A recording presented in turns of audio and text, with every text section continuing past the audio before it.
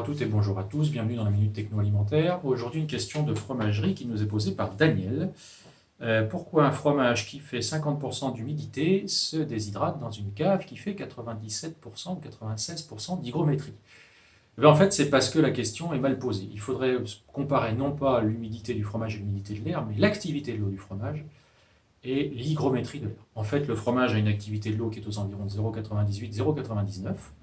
L'air, lui, a plutôt une hygrométrie qui est aux environs de 96-97%, donc l'équivalent d'activité de l'eau de 0,97-0,96.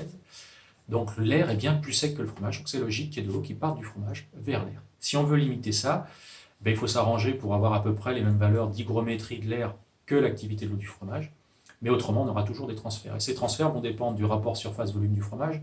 Plus le fromage est large et plat, plus les transferts vont être rapides, plus la ventilation est importante, plus ça va également faire de départ d'eau. De la perméabilité de la croûte du fromage, si on est sur une technologie plutôt lactique, on a des fromages qui sont poreux, donc l'air, les gaz vont migrer rapidement dedans.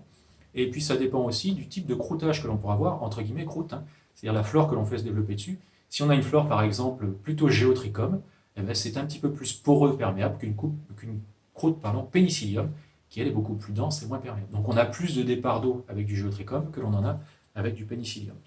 Et puis on rajoute à ça tout ce qui est lié à la ventilation elle-même, c'est-à-dire qu'on en parlait tout à l'heure, le pourcentage d'air renouvelé, la vitesse d'air dans la cave, l'hygrométrie et la température. Tous ces éléments-là sont à raisonner pour limiter les transferts d'eau du fromage vers l'air.